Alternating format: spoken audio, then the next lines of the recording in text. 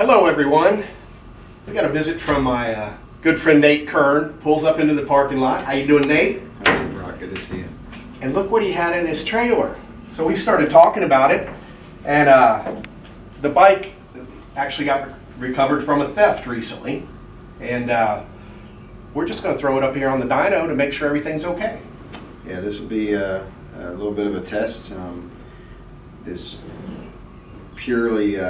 pure thoroughbred definitely just needs to make sure that she's in the same shape she was stolen in. There you go. And guys, I'm not going to rip the bodywork off to get a ignition signal or anything like that. We've just got it strapped up here. We're going to do a couple quick passes just to make sure everything's okay. And before we get started, if you guys would like to come over here, this is not like a dashboard that most people get to see. Nate, if you could sort of give us an idea what's going on. Yeah, absolutely. We'll just keep it simple. Naturally, it doesn't have, really overly fancy screen like a lot of people would expect, but that means it's a true to its form follows function, which is keep it simple. The smart people screen, right?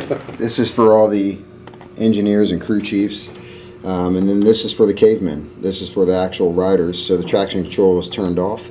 But when you start getting into this screen, where we actually have 15 levels of engine braking on the fly. So we have +7 down to 0, -7, so you can actually change the engine braking on the fly. Traction control, +7, 0, -7, so 15 levels of traction control. And then the modes. So to keep the information very simple with your gear indicator, your RPM, and you really don't need a very confusing, busy screen when you're going Mach 3. So right here we have the ability to switch the modes. So there's 4 modes: wet, intermediate, dry 1, and dry 2. Naturally at 322 pounds dry, 377 pounds fully wet, and with a very significant amount of power. The rideability is still here. It's still a very easy bike to ride, just like the S1000RR. But here, you definitely can run out of skill pretty quickly. So you really, I don't recommend more than 1 finger on the brakes.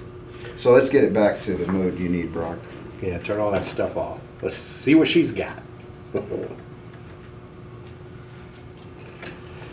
And for those of you who may not know, this bike has a full carbon fiber frame. Correct. Carbon fiber wheels from the factory. This is the way it comes. And Nate, rough estimate, what would this bike cost? There's no rough estimate. It's $78,000 US. Nice. And if you think you're going to replicate this machine for $78,000, you're absolutely wrong. From the Suiter swing arm all the way up to the FGR 300 front forks, these calipers are the actual calipers that are on Rossi's M1 MotoGP bike. Wow. There is definitely no expense spared, but I will tell you the true dark secret is really in our resin mold transfer process through our chassis. And a lot of people, most consistent question is, well, how's it ride? Yeah. Is there any, we can build flex wherever we need it in the frame pretty much. So it's just it feels like it's built from one piece of CNC. There's no imbalance front to rear at all. And not to sound too biased, but let's say it had even another manufacturer's emblem on it. If it did exactly what it does right now, I would say that bike was the best. Yeah. Well, it's awesome. Aluminum gas tank. The seat pan, I pulled this off. This thing weighs ounces. I mean, there was every bit of possible thought that could go into making this motorcycle faster has gone into it, that's for sure. Let's fire it up.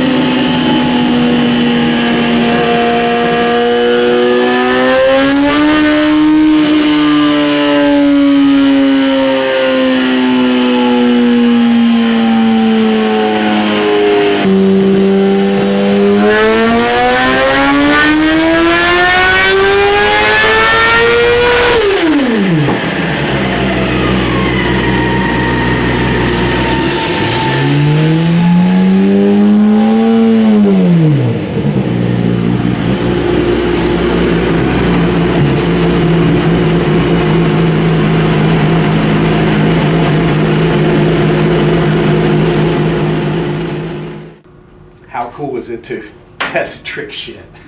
Thank you, Nate. This bike made 211 horsepower on 93 octane pump. Yeah, from the Shell station. Got it from the Shell station. Our new dyno reads a little bit lower. I was telling Nate at 211. Our old one would have read probably 216 or so. Is that about what it's supposed to be? Yeah, they're all between 215 and 216. Nice. Yep. Well, on pump. I pushed this bike a little bit. I haven't had a chance to ride it, but it is super light, and with that kind of horsepower on pump gas, I mean, if we put race gas in it right now, we'd probably pick up another 10. It's the real deal, isn't it? Absolutely. Yeah, it's almost hard to describe. Motorcycles could be this good. When you think about a stock one, I mean a bone stock S1000RR, we're looking at 190 horsepower. If it's a strong one, usually they're between 185 and 190 depending on what you get. So we're really talking about apples and oranges between this. Yeah, there's nothing. There's not a single bolt on this HP4 Race that even carries over to a double R. And you were telling me something I thought was really interesting about the traction control. I like drag racing. Nate has given me some road race lessons, which I really appreciate. But one thing that we both like to do is when we get into gas, we want to go forward. And Nate was telling me, well, if you would, as far as how the traction control works and the wheelie control. Well, the rideability is still there in regards to the electronic aid, which a lot of riders say, well, that devalues the ride. Well, what's really more devalued is when you're laying in a ditch like Annium's pretzels, because you turned off all the electronics. So definitely use the insurance that the industry is putting out now. But I will tell you the most impressive part from a road racing aspect, this Sutter swing arm. I mean, you're upwards of 12,000 euros. It's beautiful. And when people question why this swing arm should cost so much, form follows function. The benefit is, and to keep it simple, not to complicate the message, the HP4 Race with this amount of just perfect balance between flex and rigidity, but also paired with this Sutter swing arm or -3 swing arm pivots. At the end of the day, what does that all translate to? It always wants to go this way, no matter what degree of lean, before it goes this way or this way. It's always wanting to go forward. The traction and the grip is so unbelievable. I'll turn down the electronics virtually off just to see, and you start shutting one eye, wondering that relationship with the contact patch, got you to look. So, but the point is, at the end of the day, it's such a unbelievable package that, I mean, it's so humbling because it just puts life back into just when you think that we've ridden enough bikes. Yeah, it's unbelievable, but the traction is just second to none. Well, guys, if you'd have seen me when I first saw this bike in its trailer, I was like a kid in a candy store. It's like, man, you're here, we got to play with this a little bit, and found out though, with the exception of a couple things broken and damaged, it looks like from a power standpoint, okay, we're good. Well, it makes me feel better. Absolutely. Awesome. Thank you. Thanks, man. Appreciate your time, Brock.